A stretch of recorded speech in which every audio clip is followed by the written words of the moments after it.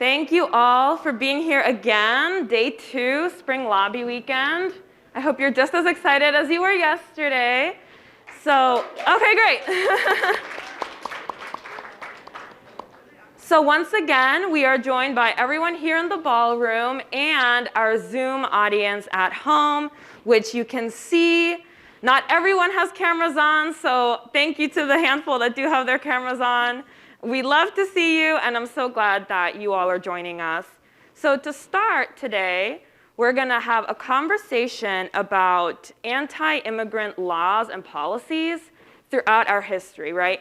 We had a really good framing of that yesterday, the racist roots of our immigration system. And today we're going to dive more into the history of those policies. How did we get here, right? So I'm going to actually start by asking Anika, again, our legislative manager for migration policy, to frame the session for us. We have some great speakers. I'll introduce them once Anika has framed the discussion, and we'll get started. Thanks, everyone. All right. Good morning, everyone. As Larissa said, yesterday we had a really powerful conversation into the introduction of the history of racism in our immigration laws, and we heard about how these policies impact migration, who is welcomed during migration crises, who the U.S. government favors and protects values, and how these policies overshadow the plight of undocumented immigrants. We also heard a little bit about why recognizing the oppressive roots of our immigration policies matter, because being able to identify the origins of injustice equips us to challenge that injustice and the harms on the lives of our undocumented community members, because being able to name inequities provides the space to pause, reevaluate, reform, and then to create overdue protections. And when we're thinking about a pathway to citizenship, a familiarity with the impact of systemic racism and xenophobia positions us as individuals and as a collective to own our storytelling and our power to challenge injustice and to advance the world we seek. This is crucial because we know our undocumented community members can no longer wait. 11 million undocumented immigrants, not nameless faces, but our families, our friends, our colleagues, our neighbors. They live in the shadows. They're vulnerable to apprehension, detention, deportation, and forcible returns to lands that are not their home. The U.S. has refused to provide recourse and safety for individuals who continuously prove to be the backbone of our nation. Instead, our undocumented communities live in limbo and weather active anti-immigrant policies through hostile actions, through court decisions, through congressional inaction, through administrative regulations and policies. Our undocumented communities deserve protection from deportation. They deserve the full work authorization that citizenship grants in order to end a culture of exploitive employment practices towards them. They deserve unencumbered educational access, healthcare, and other crucial benefits, basic human rights currently barred to them. They are entitled to a sense of peace and justice for their inherent and God-given value to be honored with dignity. That's why I'm really excited to have the conversation today where we'll have a deeper dive with our guest speakers on policies that inform communities migrating to the US and how an evolution of anti-immigrant policies affect undocumented community members. And while we're talking about the US's history of biased migration policies, we'll also get to discuss the impactful role we play at this very moment. I shared yesterday, but it bears repeating, now is a change moment. The majority of this session of Congress supports a pathway to citizenship. Our White House supports a pathway to citizenship. Those from so many different sectors, from the business community to our voters, to our faith community, support a pathway to citizenship. And while Congress has made very bold and profound steps and promises this session, they haven't gotten across the finish line.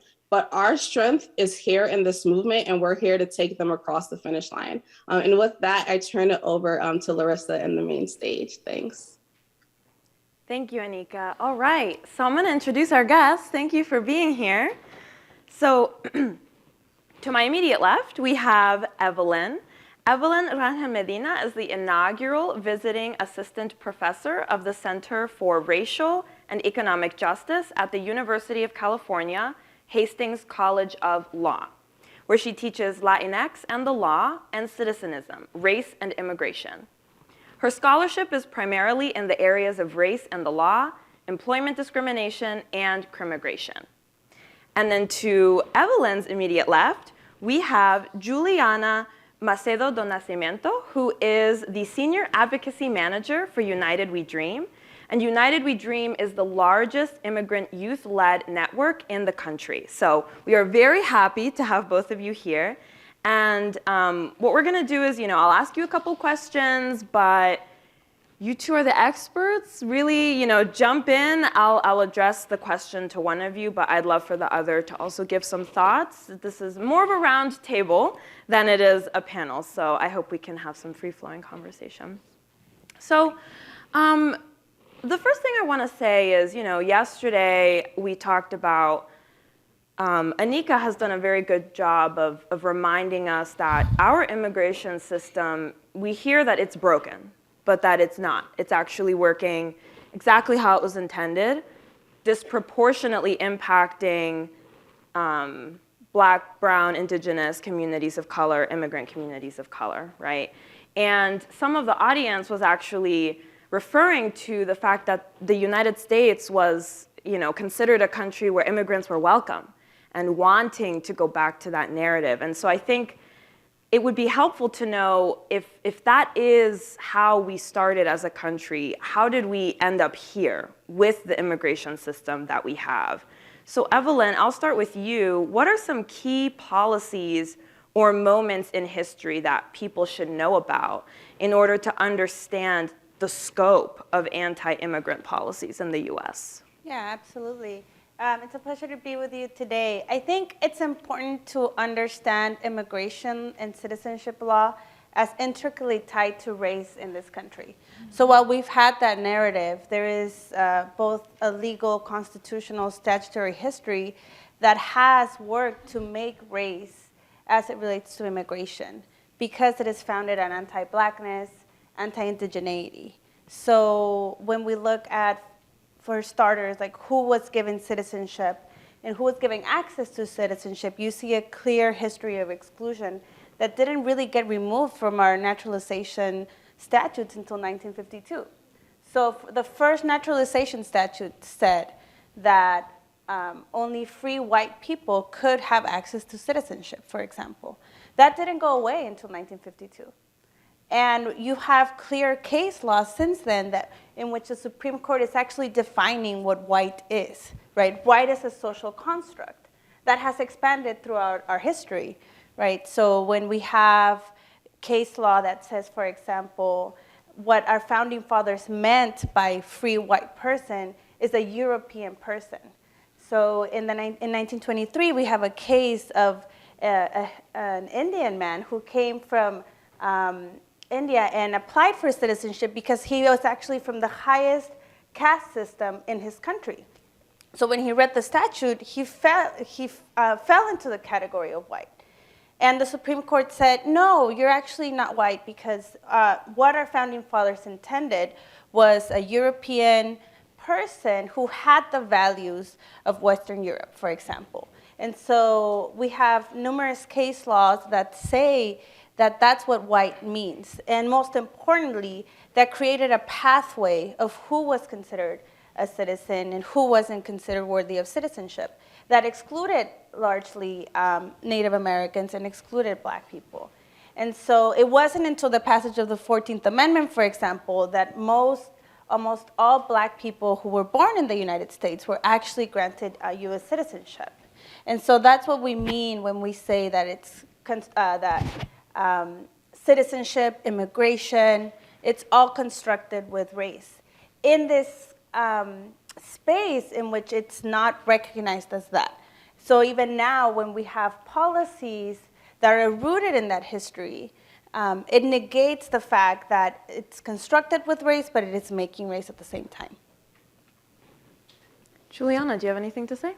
I mean, she's a professor, right? I just have a BA in sociology, but I think that the only thing I'll add is that, first of all, thank you all for having me. I am sorry I was late. You put an LA person to deal with any kind of snow on my cars it throws off my entire morning, so apologies. And I think that like one of the things that always struck me about the immigration system and the history of it really is like the first, immigration laws and how exclusive they were, right? In that not just around the idea of citizenship, but also the idea of like who can even come into the country, right? And when you think about like how the first ones were to like exactly exclude, Chinese people, Japanese people, right? It really sets the foundation for that system to just keep people of color out. So that's just the main example that always comes to mind, right? Because when you learn about the history of immigration, that's the first thing that comes. The Chinese Exclusion Act. Yeah, yes. I know that one. Exactly, everyone knows that one. So yeah, I'm not gonna like try and one up here, but that's just my addition to the question. Yeah, thank you. And Evelyn, like something that you just said was really interesting to me. I was reflecting on it. You said that the laws were not only based around race, but basically created race as well. Mm-hmm. And so I think that's a powerful reminder that it is a social construction, and our laws have a lot to do with how we perpetuate those ideas, and I guess the possibility for harm also out of those ideas, right? Mm-hmm. So we are a group of hundreds of advocates here, and there's a lot of different experience in the room, but we know that we've been advocating for a pathway to citizenship. By we, I mean the larger community for decades, right? And this advocacy is still happening. That's why we're here. And so I'm gonna actually address this one to Juliana. I'm curious, Juliana, how do you think that a tradition of these anti-immigrant policies, how do you think that those might shape the advocacy that we need to do moving forward? There's a new generation of advocates now, unfortunately, that are still working on this, right? Mm-hmm. So how are we shaped by those policies and the history of racism and anti-immigration? Yeah, I think that the beautiful thing about United We Dream is that we've only been around for about a decade, right? But even now, we already have a new generation of activists coming in, right? I'm what they would call, quote unquote, a dreamer. I'm a DACA recipient, but I am 35 years old. So we're not exactly young dreamers anymore. And this new generation of 15, 16, 17-year-olds really have already embraced something that has taken my generation of activists like a decade to really understand, is that the intersectionality of all of our identities, right, and how it all plays into immigration and our statuses. I think that more than ever, we are aware and conscious of how people of color are treated differently, how Black and brown and indigenous immigrants are treated differently, how even our sexuality, right, plays into it. And I think that with that consciousness, we are able to, we are able to really strategize and really create a different narrative, right? That goes beyond our economic contribution to the country, right? We know that there's been this narrative that's really all about what can immigrants bring to this country, and it's always about, right, our labor or how good we are at school, or what kinds of inventions, right? People always think, like, what if an immigrant is the one who's going to invent the cure to cancer, right? And I think I've heard that one. Yeah. I mean, we could, and I think that being aware of the intersectionality of it all, like, helps us create a better narrative around our humanity, right? That all people have the right to move. All people have the right to dignity. All people have the right to participate fully in whatever society they choose to be in. So I think that's the main thing that comes to mind when you ask that question. Yeah, I'm glad you said that. We've actually been, I think, exploring that tension as well, you know, the fact that we want this to be a human-centered narrative, human-centered advocacy, and questioning what happens when you are in a lobby visit, for example. We're all going to be lobbying in the next couple days, where someone just doesn't necessarily believe that kind of very base level, these are people that deserve this. And the fact that numbers and studies and statistics are actually helpful for some offices. So that tension is really difficult. And I'm going a little bit off script here, but I'm curious, like, how would you two handle that tension? I mean, before choosing to become a law professor, I spent about almost 2 decades as an organizer and advocate and having these types of conversations. And I do think that there has to be a narrative shift, right, that leads with humanity, because if you look at studies of how people understand what the word illegal or undocumented person, there's this, studies have shown that people have a stronger connection to a chair than a person who's undocumented or illegal. Oh. So a lot of times when you walk into these offices, you have to understand how people have been socialized to see what kind of scholars call the illegal other, right? This construct of this person who's dangerous, who's threatening to national security, to our borders, to our protection, to our safety as a country. And so really kind of knowing that and owning that's the space in which you're operating and advocating for. Which is why I think it's so important to lead with a human story, but also to deconstruct how this is making race, right? Because one thing to think about is that racism really operates as a technology, right, that benefits a particular small group of people, that changes an entire ecosystem, an entire community, an entire group of people for the benefit of a small group of people. And really thinking about how you can change that narrative and that perspective of folks who are in those offices. And I think it happens with the human connection. You know, the data's there. The economic contribution is there. You can memorize those statistics and weave it into your advocacy. But and really pushing and shifting the conversation, I think, is very important as it comes to immigration. Because we've been in this battle for immigration reform for decades, right? It didn't start in 2006. It didn't start when we had like the huge immigrant rights marches. It started way before that. And it's and there has to be, I think, a structural shift in how we're talking about even immigration reform in order to really address the deeply rooted kind of racist, classist implications that come with our immigration laws and system. Thank you. And I'll give an example. You asked about, y'all are gonna go lobbying, good luck. And part of my job is to talk to those congressional offices, right? It's actually a big part of it. And I was talking to the staff I'll mention him, Senator Tester.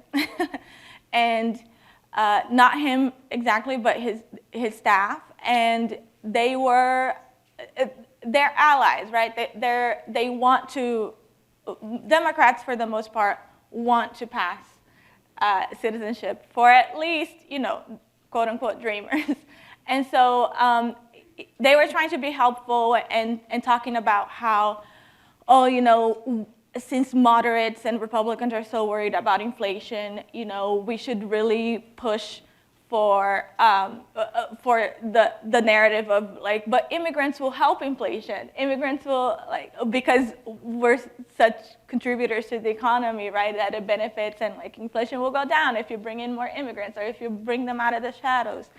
And that's just one argument that they were trying to pitch to us and for us to spread it around in our lobbying. And we try to be nice about it and say yes, there's no denying immigrants are good for the economy, but they kept really trying to get us to embrace it, and I just had to remind him, I'm listen, there's no denying it. We are good for the economy. The data is there, but the truth of the matter is we are still in a pandemic. Immigrants made a large contribution by being, essential workers. A large portion of essential workers are immigrants and undocumented immigrants, right? But as essential as we were still deportable, right? That was still happening. It hasn't stopped. And so you can't, and that's just the latest example of how our economic contribution still isn't enough to keep us here. So that's not what's going to save us. And if people haven't gotten their heads around how we can't be essential and deportable at the same time, inflation is not what's going to do it for us. So if y'all hear the argument in your meetings this week, because that one just happened last week, that's how I handled it. But it's just to remind them, money is not what's going to save us, because that's not a true value of a person, right? You can't put a number on someone's life. So. Yeah. Thank you. And that was a very strong, concrete example of just last week. So it's helpful for all of us to hear that, getting some information from someone who just lobbied last week. So that's great. So, Evelyn, I'm going to switch gears a bit now to, some of what you do as a professor. And I'm wondering, how do you make sure that as a professor, knowing you also have a background as an organizer, how do you make sure that your work and your perspectives aren't kind of separated, right? The organizer perspective and the academic perspective. Basically, how do you live in those two spaces? And I guess I could add to that by asking, how do you encourage your students as well to leverage their social justice and policy knowledge to create this positive change that we're talking about? Yeah, absolutely. I mean, I think to start, there's, I think only 1.4% of lawyers are Latinas, and then out of that, a much smaller chunk are law professors. So I think I might be one of the first, if not one of the only, formerly undocumented people who are teaching law probably in the world. Not because of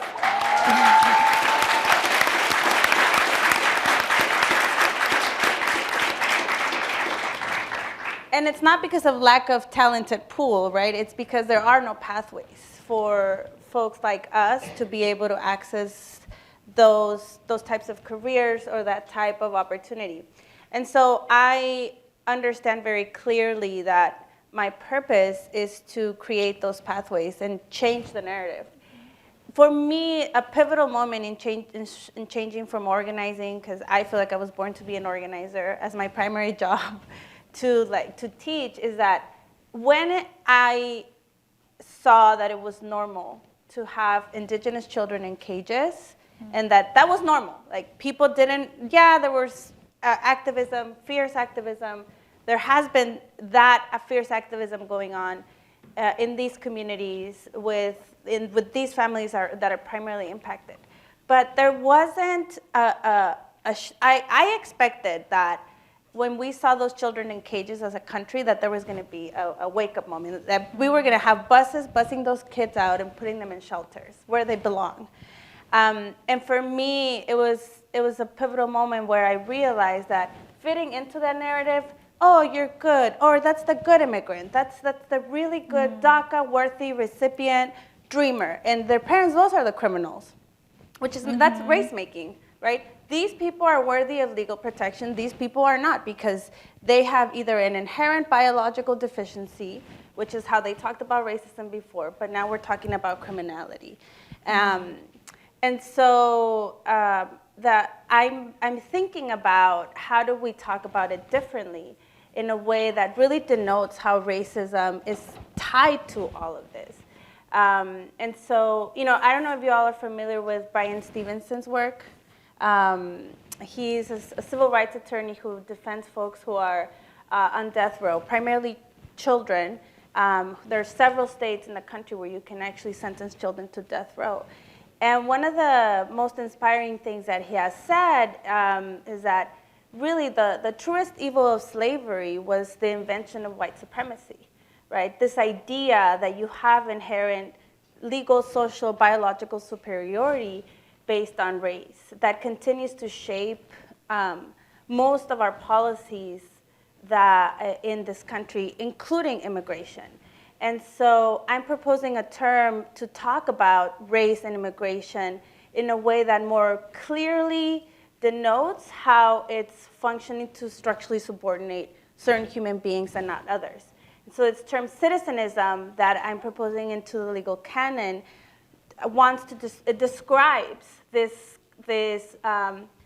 tied, almost married relationship of citizenship, immigration status, and race that is not recognized in the law and that doesn't protect undocumented people from racial discrimination, even though almost all of them are indigenous, Black, people of color. And so my scholarship is deeply rooted in organizing. The term citizenism was born in an organizing space where we talked about how it was racist attacks that we were experiencing as a community that was framed under national security and immigration enforcement. And yeah, those things are tied to it, but that's not the end all, right? When you have an economy that is dependent on this exploitable population and an economy and a workforce that facilitates that exploitation, that is the issue.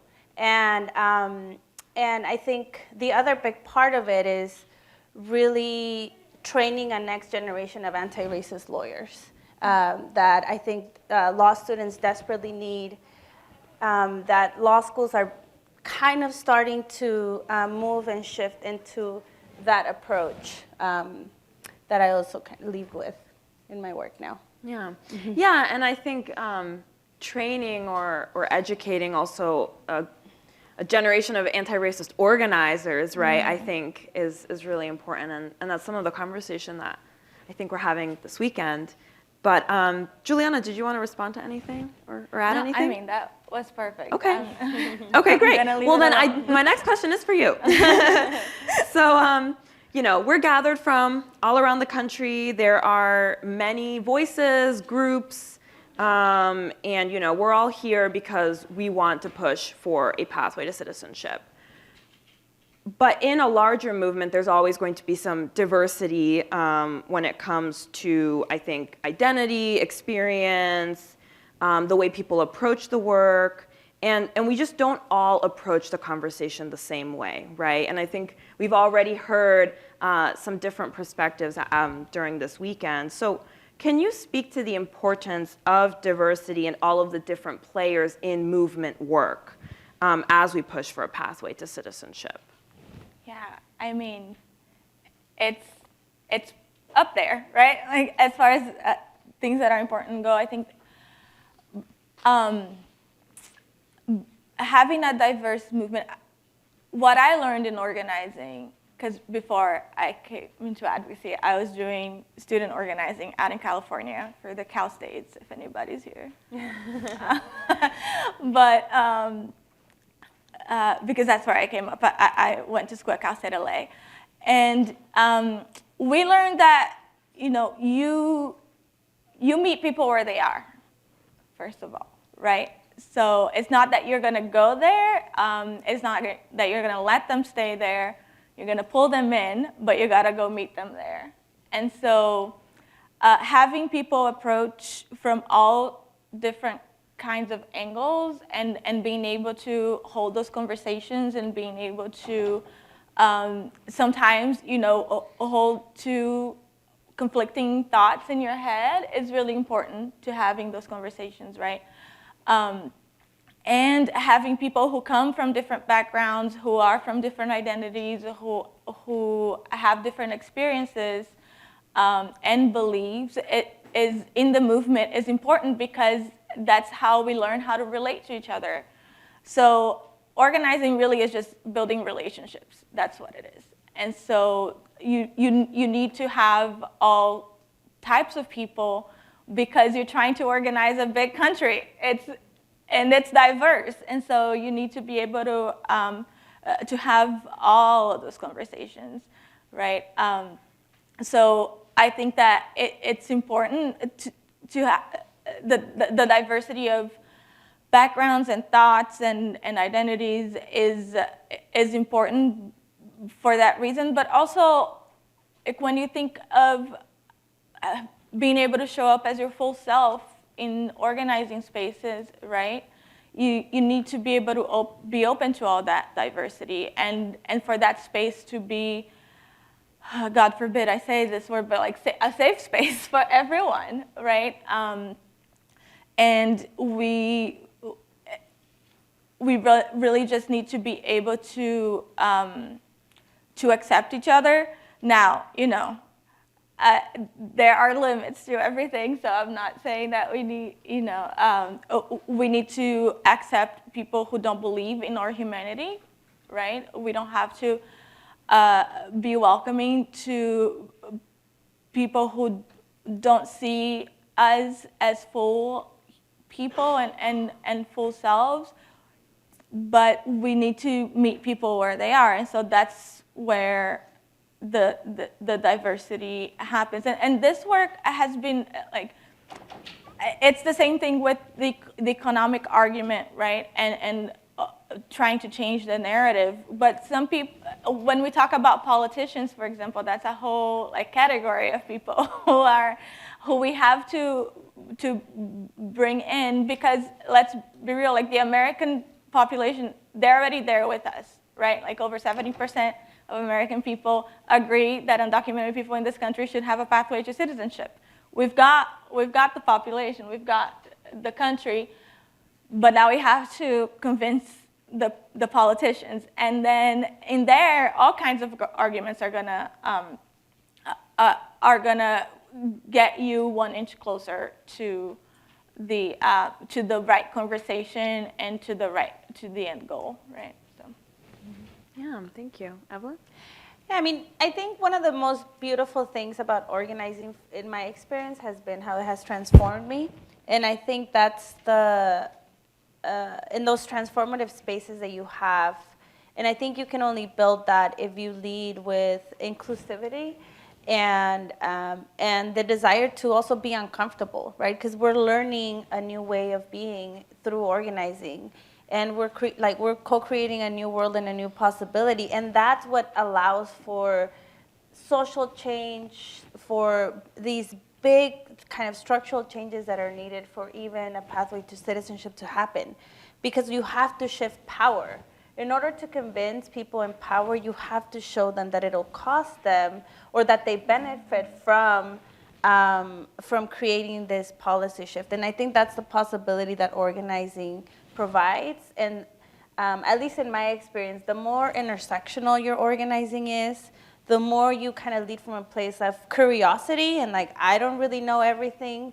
Like, I do not really understand everything about being gender fluid, for example, but I'm really willing to learn and be vulnerable and teach what I know and grow in my own humanity. I think that's what's made the most significant changes in my life and in the organizing spaces I've been a part of. Yeah, I like that you said shift power, because yesterday we heard from our General Secretary about how we're not just here to build power, we're shifting power, right? Mm-hmm. And Juliana, you said you need to meet them where they're at. And that's something that I feel like comes out of my mouth all the time during our trainings. I think at FCNL we're saying that a lot. But I love how you continued it and said, meet them where they're at, but don't let them stay there. The point is that you're then gonna guide them to another place. So I thought that was great. And I wanna give an opportunity for the audience to ask questions. So think of questions if you haven't already, same to our audience at home. But before we do that, I'm gonna ask Anika to just give some response, and maybe she might have a question herself. And we'll let her come back up and chat with us. Hey, Anika. Morning, everyone, and thank you. I'm sitting over here like fangirling, like loving everything about the conversation. And a few pieces definitely resonate and sort of stick out to me. One, sort of this notion of what we quote unquote call meritocracy, right? The idea that folks have to earn citizenship, and that their value is not just in who they are as people. You both talked a lot about sort of like the good immigrants, or how we see dreamers sort of labeled as the ideal model. And that even within citizenship and immigrants, we see that also within how race constructs were created for a while, right? We had like the model minorities sort of idea for all, like, who are the good people of color, who are the ones that contribute, and that's definitely seeped into our immigration policies as well. And then so I've been resonating and thinking about how do we challenge that sort of belief system, and I think that is a lot of where the power and the strength is in who we are as organizer advocates, or how FCNL functions in terms of the importance of proximity. And knowing who communities are. And that's why we emphasize so much storytelling, because that gets that human perspective, that gets that narrative. We talked a little bit about yesterday how the stats, the data absolutely matter, and you all sort of affirmed that as well. But sometimes that's not enough. We need all of the different pieces, and understanding where people are coming from, understanding how their lives are impacted, helps people to personalize it, because slowly they can begin to perceive, well, what if it was my family? What if it was my friend? What if it were me? As a faith-based organization, as a Quaker organization, we have this saying that we say sometimes, love thy neighbor, no exceptions. And so in the immigration world, I sort of like to switch that a little bit sometimes and say, love thy neighbor regardless of status, regardless of country of origin. And that's really what our advocacy is about, always, but definitely in this moment. And then the second piece that I sort of wanted to elevate is the latter part about the perspective and diversity of movement work. Some people have heard me say before, sort of to give a very cursory example, like when we think about the civil rights movement, we had so many different players and it mattered. We needed the Malcolm X's, we needed the Martin Luther Kings, we needed the Fannie Lou Hammers, we needed the Student Nonviolent Coordinating Committee, right? Shout out to all our young adult activists and advocates, you matter, that's why you're here, and we're excited for Spring Lobby Weekend. So I think part of what I want to show is just like, in this time, I know we've talked a lot about pathways to citizenship and sort of the principles that matter, and it can be a little overwhelming about how we get there, and the fact that we have been advocating for so long, the fact that we haven't seen legislation move on this in over 30 years. But I also think that it's really important to remember that we are infinitely closer than we've ever been before, and that we have such a strength and power in our movement, and that we have so many with us. And so I just want to uplift that, like, we are not hopeless, we are not defeated, we are resilient, we move with faith, we move with hope, and we know that we are never accepting no, and that we're going to get our victory eventually. And with that, I'll open it up to audience for questions. Thanks, Anika. All right, let's take some questions. So I saw a hand all the way in the back next to, yes, perfect. Thank you so much for your perspectives. That was incredibly valuable. I wanted to ask about, Evelyn, one of the things that you opened up with was sort of talking about the way that we've shifted discriminatory legislation from being explicitly racist in the letter of the law, and how that has transitioned into this sort of new Jim Crow that implicates immigrant communities as well, where the letter of the law is no longer explicitly racist, but rather use words like criminal are used in sort of the same way. And I wanted to ask all of you sort of about another way that legislation can be one way in the letter of the law and applied in a very different way, which is how people have financial access to legal resources. And especially for immigrant communities, this is a difficult issue because there's no right to representation for immigration offenses, which are technically civil. So there's not that same sort of Miranda rights, you will be appointed counsel if you can't afford one. And so we've entered into this tricky situation where nonprofits are often the only people who are able to represent immigrants who can't afford representation, but then nonprofits have to pander to donors, which is coming into that same nonprofit industrial complex loop. And additionally, application fees for immigration benefits like work permits or green cards, even if you qualify for those things, there's still hundreds of dollars in application fees that many people can't afford.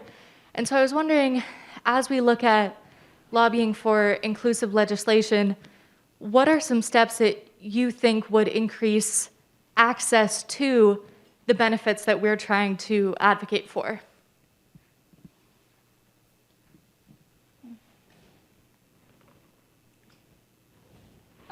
I can go first. Okay, yeah.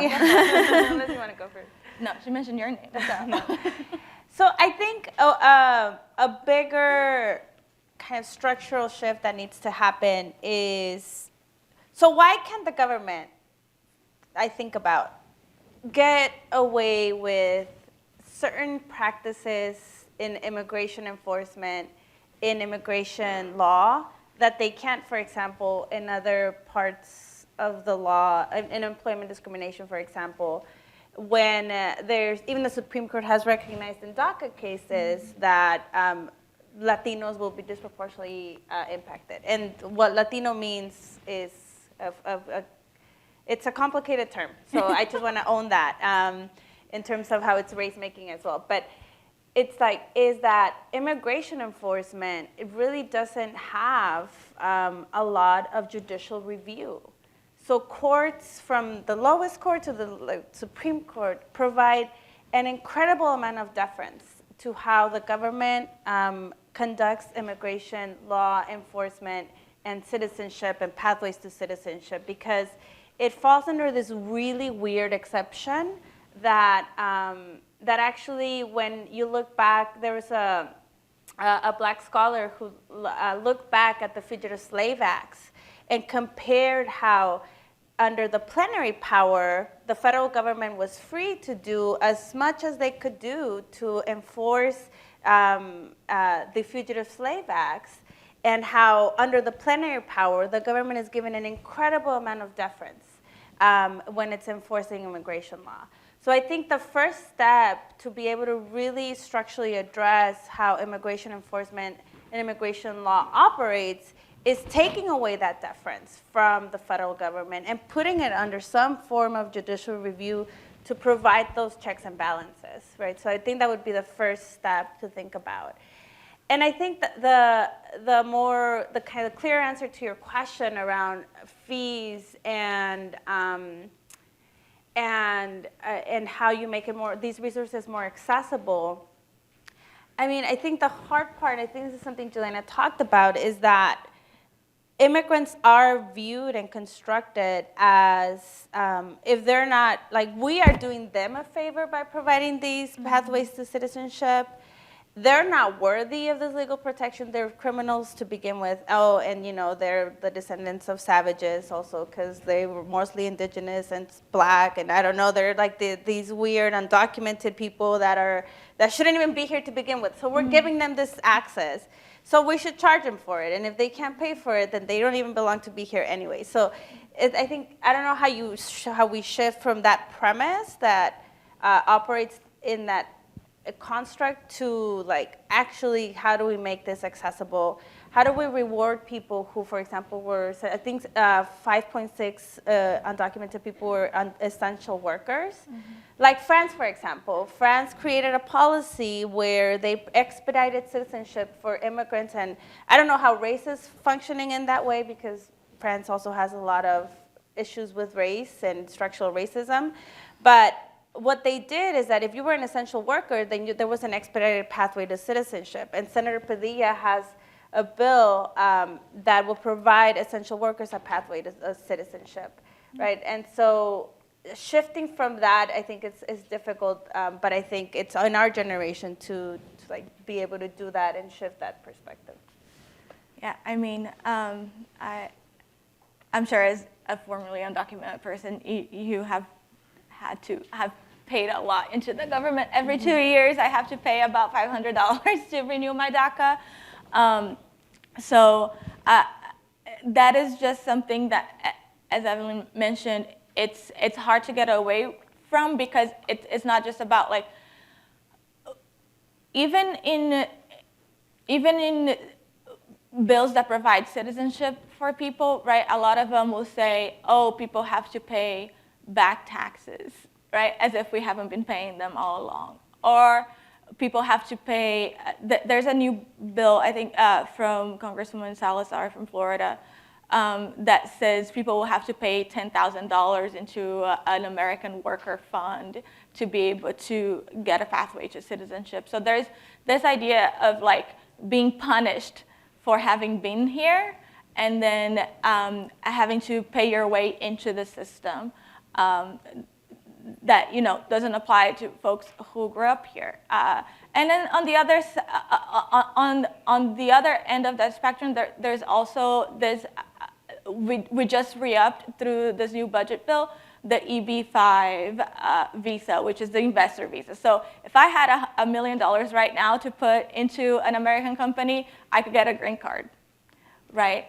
So I think that we also always have to remember that immigration and race, yes, they play together in there, but it's all really to uphold this capitalist system, right? And so when we talk about race and immigration and sexism and all kinds of isms, right?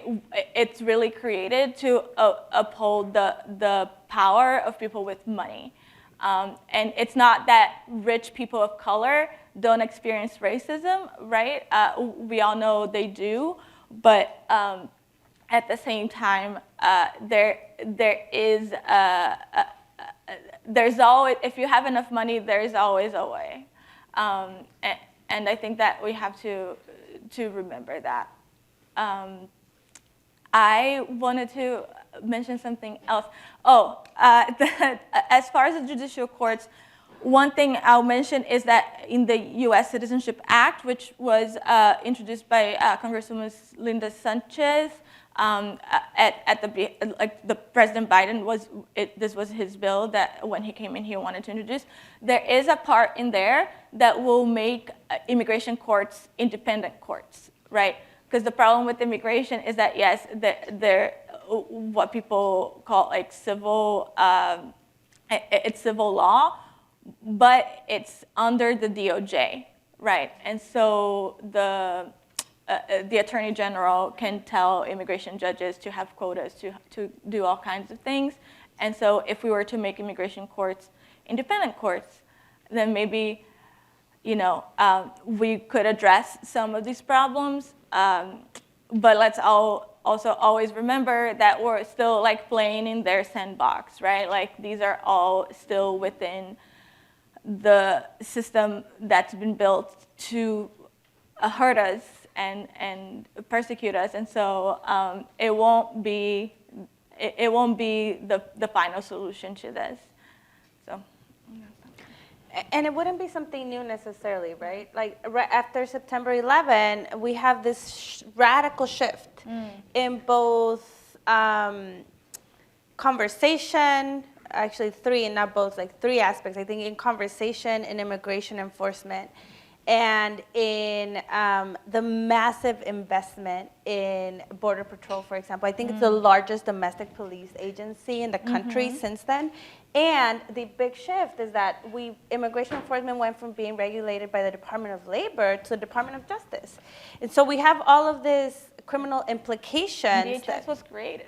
Exactly. And like the implications operating under this civil landscape that is actually using criminal law to criminalize people. And so I kind of share this information not to be not to bring the room down, but like the more informed we are as organizers and the more we understand the landscape, what sandbox we're playing in, I think that the bigger impact we can have, and the most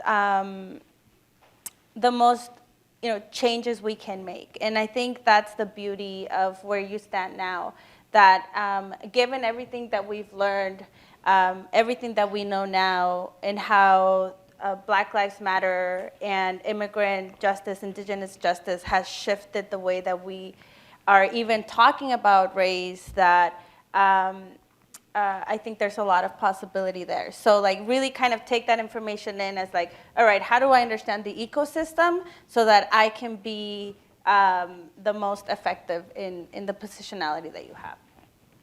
Yeah, no, I completely agree. When you said, oh, I don't want to bring the room down, I'm thinking, no, this is the conversation we need to have. That's why we're having it. And I think that everything we're saying can be true at the same time as our hope that we are really close to getting something passed. I heard Anika say, we are closer than we've ever been.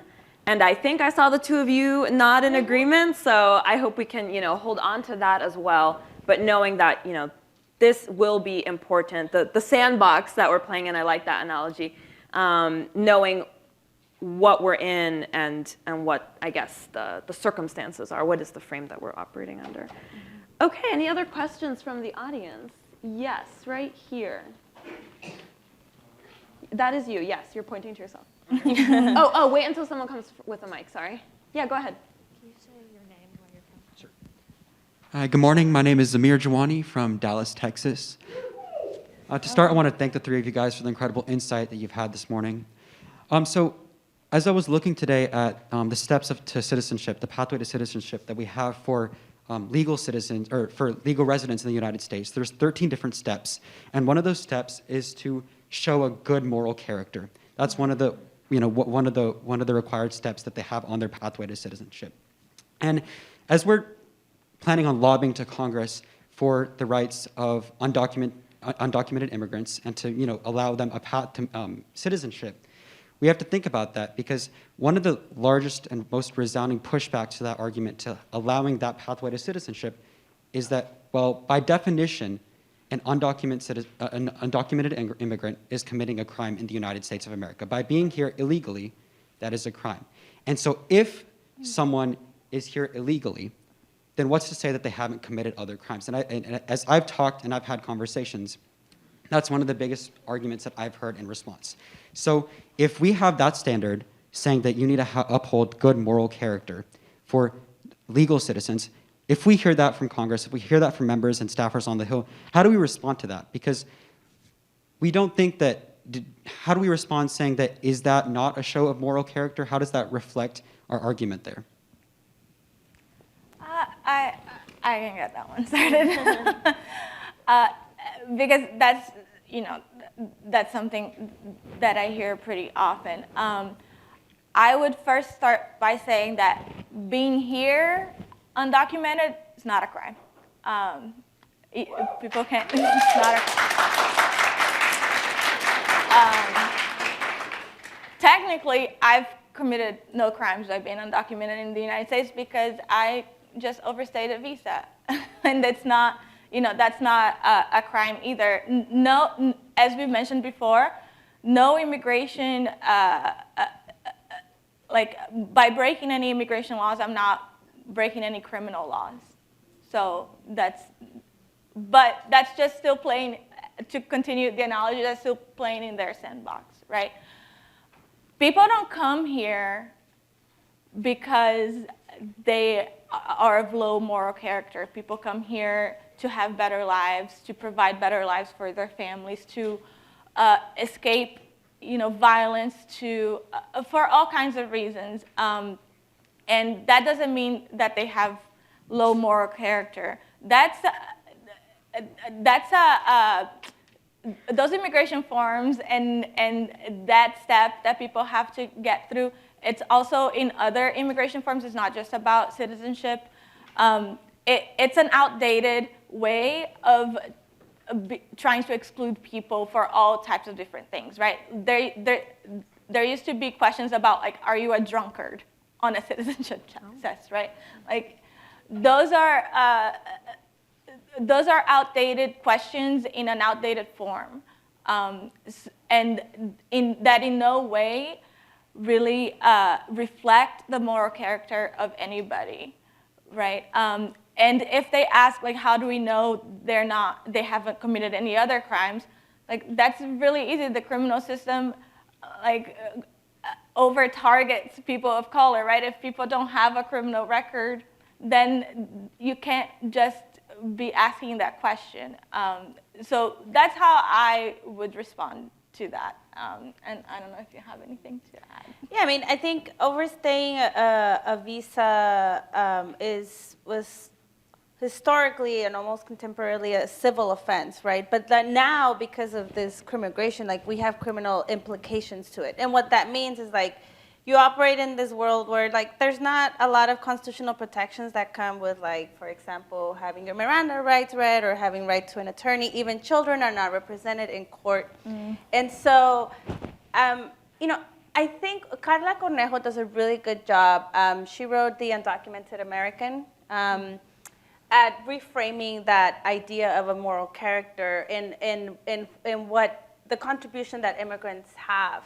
And I hate going back to that contribution narrative, but for the sake of answering this question, I think really thinking about, are there folks who in the undocumented pool who have committed crimes? Absolutely. There's folks who do that in all communities, right? But reframing it from almost every single person who migrates to this country, specifically in an undocumented context, are by definition some of the most industrious, like, strong people who are walking the earth. Like, think about your life. You would have to leave to a country where you would lose all your political and most of your civil rights, operate under the radar, learn a new language, learn a new culture with a history of violent racism, where you're going to be racialized in a particular way, where your children might be taken away. So, like, think about that decision making and, like, present that to legislators. What kind of person does that? Like, my mother, for example, she had a middle school education. That I would be surprised if she had that. Like, it's kind of, when she talks about her education history, is a little bit puzzling. But, like, she did not finish, not even high school. She came to this country and brought my brother and I and risked her entire life and livelihood, family, community, to build a different life. And so those are the kind of, I think, stories that we have to tell, and, like, counter storytelling that idea of a good moral character. Because if not, we get stuck in this paradigm that makes it impossible because we've already criminalized it, right, from the beginning. So, like, if it's a non-starter, but if we reframe it, I think we can get further. Yeah, and I appreciate, Juliana, from the beginning you said, well, that is not a crime, right? And so what we talked about yesterday is a little bit, we touched on, like, what language to use, how you might hear certain words or certain language used in an office or talking to really anyone, I guess, but for our lobbying purposes, and how important it is to not repeat that language back, to not continue perpetuating this idea of crime, illegal, legal, right? So I think that's important to remember as well. But we'll go now to the online audience to see if there are any questions. Sarah, do we have any questions from people on Zoom? Yeah, thank you, Larissa. We have about 30 people on Zoom here, and there's a lot of engagement in the chat. Folks are really enjoying the discussion. We have two questions. One, the first one is from Salim, and then I'll read the second question from the chat. So go ahead, Salim. Thank you. I'm calling in from Durham, North Carolina. I'm with Carolina Friends School. And I'm an immigrant from Egypt. I can't hear it. It's really So quiet. my question, Salim, can you speak a little bit louder? maybe I can plug in 1 second. The Zoom life. I was just about to say. I was so happy when when you said, oh no, it's in person, it's like, oh, thank God. Okay, does this work better? Yes, Much better, thank you. Okay. All right, so my question is, while we cannot deny the obvious role of racism in the broken system, this also feels like an incomplete framework to me. One thing the last administration clearly revealed was the intersectionality between race and religion in immigration policy. European also means Christian. Preserving white supremacy also, in one perspective, is preserving a perspective of Christianity, Christian supremacy, excuse me. And along with DACA and the history of crimes against slaves and the descendants of slaves, what can we take away from this weekend as ways to protest against Islamophobia in immigration? So, sorry, to understand your question, you're asking what are skills or what are things we can take away from this weekend to protest against Islamophobia specifically? I haven't heard anything really. It feels like, the last administration had a whole Muslim ban, right? And Okay. I'm just feeling like it's kind of incomplete what I'm hearing this weekend. And I would like, if we are going to diversify the narrative, can we specifically name Islamophobia in the policies, in our asks? We now are going to have a new refugee crisis from Europe, which is, hopefully America will accept these refugees, while also begs the question, supporting, in my family, we have not been able, my kids cannot see their grandparents and haven't seen their grandparents in 6 years. So, affording us all the dignity of being able to move, to see our families, it just feels a little bit incomplete, and I'd like to know, are we planning on putting this in the narrative as we diversify it? I think that's a really excellent and rightly pointed question. So there's a former activist, now she's also a law professor. Her name is Sahara Aziz, and she just wrote a book called The Racial Muslim, where she tracks, it's actually fascinating. I had actually not thought about how, there's a book, I think, in a lot of immigrant rights circles that we talk about, like how the Irish became white, right? So when I talked about how the Supreme Court defined whiteness as anti-indigenous, anti-blackness, it's these type of Europeans, right? But when we had a huge wave of Italian and Irish, now Americans, like at first, they didn't fit into that definition of whiteness. So they're like, there was a struggle, right? There was a push to take them out of the country.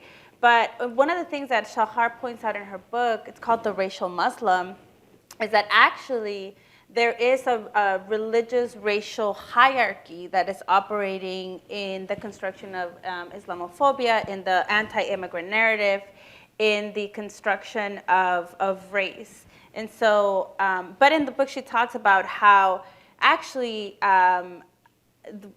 the way that, or a strategy that organizing groups used at the time to expand the definition of whiteness, because that's also operating here, right, is that they're like, oh, well, we're this type of religion. We're closely aligned with Protestant American religion, so we're like you. And so if you take us on, there was like a lot of organizing campaigns actually that convinced Americans at that time that they could fit into that definition of whiteness. And so that helped expand and fit Irish and Italian Americans, Southern and Eastern Europeans into this definition of whiteness. So I think that is also operating here, and it's important to kind of name and recognize. No, definitely. I think I like this dynamic because you bring all the theory, and it reminds me of examples that I've been thinking about and working around. And so, like, the thing I would name specifically on this is, yes, there will be, like, y'all remember when we pulled out of Afghanistan last year, right? And there was that huge refugee crisis of folks, and we were trying to bring them in. And it was really hard for some reason for this government to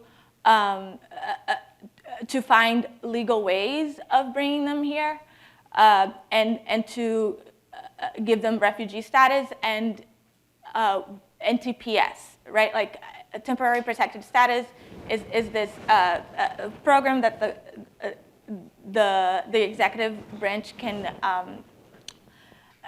give to different countries if people who are from those countries already here and their countries become like they either have natural disasters or there's a war going on and people can't go back, then you grant them TPS, right?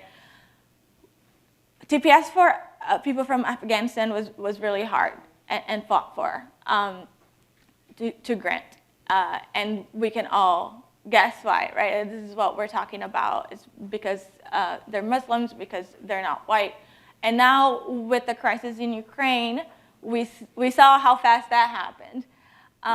So whenever we're talking about these things in congressional offices, in those rooms, we're really trying to, whenever we're talking about TPS in particular, right? It's not that we don't want people from Ukraine to have access to that relief. Obviously we do. We just want everyone else to have it too, just as quickly. And so it's good that we have this example now, right? So that we can hold Congress up to that standard, and especially not just with people from Afghanistan, but we're also fighting for people from African countries, right? Which are black majority Muslim countries, and so I think that it's important to keep that in mind as well, for sure. Religion plays a huge role in who we allow in and who we are willing to grant protections to. I also appreciate the theory that you're bringing in, Evelyn, because I actually hadn't really thought about that connection with religion and whiteness and, you know, the history of using religion to get closer to whiteness and some of the examples you mentioned. And to the Ukraine example, actually a speaker yesterday, Hattie from the Undocumented Black Network. Hattie. Yeah, she's great. So she was here and she talked about how Ukraine had the TPS designation, I think she said 8 days. Mm-hmm. And she was talking about it as like the golden standard. We want them to be this quick every time we need a TPS designation. So to hear you almost follow up with like a juxtaposition of how hard it was for that designation with Afghanistan, I think that was a really good example for us to hear, kind of bringing it back to what we heard yesterday. So Sarah, you said there was another question. Do you want to go ahead and give that one? Yes, so we had another question from Barb in Tennessee, and I'll just read it out from the chat.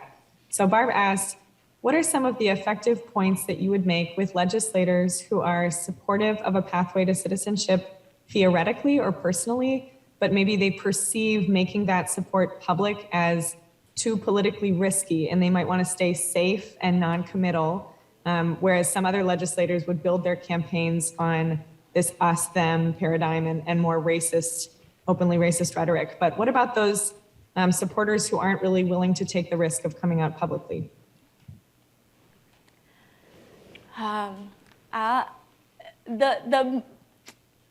The way we try to get them to do something that we want is that if they won't come out, like you find little steps to get them there.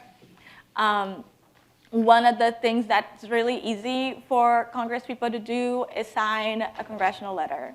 So if you can get one of your champions to start a letter that says something like, we are in favor of a pathway to citizenship for these people, and you get a whole bunch of them to sign on, and then they feel a little more comfortable when their name is one of like 100 or 200 on a letter, right? But then now you have their public commitment somewhere that you can hold them accountable to.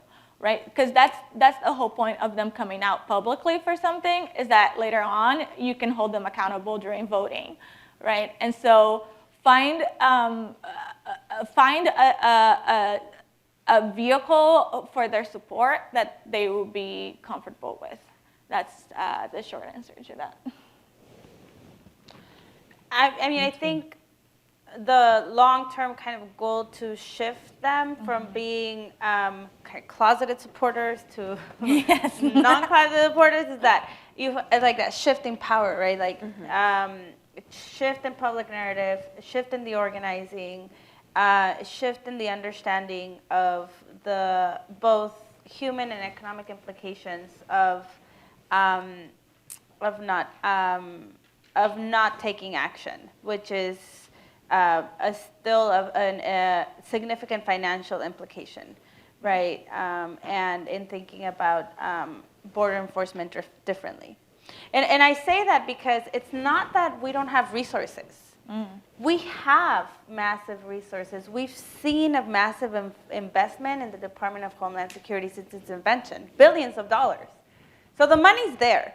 The question in solving for structural racism or intersectional discrimination is how are you investing that money and that resource in humans, in building systems and structures that are life-sustaining versus militarizing, criminalizing, dehumanizing.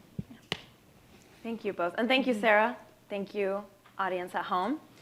All right, so we are right about time. Before we get into our next section, I would love to give you both a final word, and then I know Anika also would like to say a few things. So, Juliana? Sure. First of all, just, thank you for being here, for giving me the space to talk to you all, and thank you for all the work that y'all are going to be doing this next week. I mean, meeting with congressional staff and Congress people is a big part of my job, but it's not my favorite part of my job. So I really, really appreciate all the support and the help that I can get. So thank you for that. I think that my last words is just to say something about citizenship. As much as we want it, as much as I personally want it, and as much as I know it would help my own family, my parents are still completely undocumented. I have a brother who's a DACA recipient as well, and then I have my youngest brother moved back to Brazil 10 years ago, and I haven't seen him and since then, and I have a nephew I've never met now, and so all of those things could be fixed if I had legal status, right? But it's not gonna save me, and it's not gonna. At UWD, we are very clear about the idea that citizenship is not the end-all, be-all to our lives. We have, I have personally lived in this country for 20 years without it. I have survived, I have lived, I've thrived, right? And so it's not what defines me, and it shouldn't be what defines anyone. And even if we were to get citizenship tomorrow, as we have learned here, is that it wouldn't fix everything because sexism, racism, all kinds of discriminations are still out there that we have to fight against, right? And so what I go into those rooms when I talk to Congress people is with the certainty in my heart that what I'm asking of them is nothing less than what I deserve and what they promised us already for the last few decades now, right? But that it will not be it will not be the end of it all if I don't get it, because our people are resilient and we find ways around things. So we're resourceful, and it's not gonna, every time we lose a battle, it doesn't deter us because we know we have more to fight for than just a piece of paper. So, I'm good.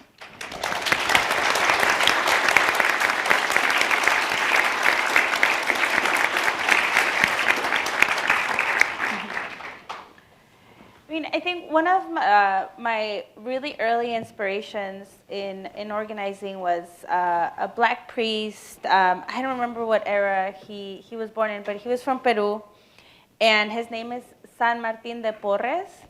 And he's a Catholic priest who, because he was black, they wouldn't allow him to become a priest. They're like, no, you can't do it. And he said, okay, you're not going to let me do it. I'm just going to be a priest. And so he eventually was recognized by the Catholic Church as a priest. But what I love about his story is that every time people told him no, he was like, okay, let me just do it. Right? And that's kind of what organizers do. So like when people tell you, no, okay, let me just do it. And he dedicated his entire life to work with some of the most vulnerable people in his community, and built entire networks of support for them. And so I think when you walk into these offices and when you're thinking creatively about how you're showing up as an organizer in your life, as an agent of change, if you don't identify as an organizer, as a policymaker, is really thinking about you are really advocating for, working, thinking about, healing some of the most vulnerable people on the planet. Undocumented people are not necessarily victims that are, that need saving. They have saved themselves already. But really, they're some of the most vulnerable people legally, politically, and economically because the government has stripped them of political rights, has denied them of civil rights for most of their life when they've been in this country. And so really coming from that moral strength and an ethical stance that you're really shifting power to protect some of the most vulnerable people walking the earth. And particularly when they're racialized, particularly when they're sexualized in a particular way, and when they fall into other forms of marginalities in our movements. And so when you lead with that and kind of understand that, everything else that they throw around you that may be distractions, that may be like, oh, well, they're criminals, oh, they're this, they're that, like you can kind of remove that out of the way and really work on helping the folks that you're organizing in those spaces, in those offices, to see that that perspective. Because I do think that it is, there's a reason that you felt called to be in this room. There's a reason that if you've been personally impacted by this system, if you're curious about it, that there's a reason why that happened, and it's because like you belong here, and you're here to continue advancing that space towards justice and towards dignity and towards creating a new world where we don't have to rely on racist, sexist, homophobic structures to determine our value as a human being, where your immigration status doesn't matter. And that's kind of the world that we're building, and really staying grounded in that amongst this kind of sometimes pessimistic ecosystem is what can carry you through it. Thank you, Evelyn.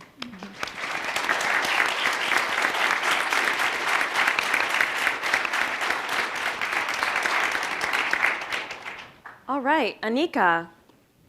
Yeah, I know we're over time, so I will be brief, but sort of as I reflect on this conversation and when we think about pathways to citizenship and the idea that understanding the injustice and the intersectional elements of discrimination and anti-immigrant policies, and the fact that we do have the power to push and to hold our decision makers accountable, I'm reflecting on civil rights activist and labor activist Dolores Huerta, and I'll leave you with one of her powerful quotes. Every moment is an organizing opportunity, and every person a potential activist. Every minute, a chance to change the world.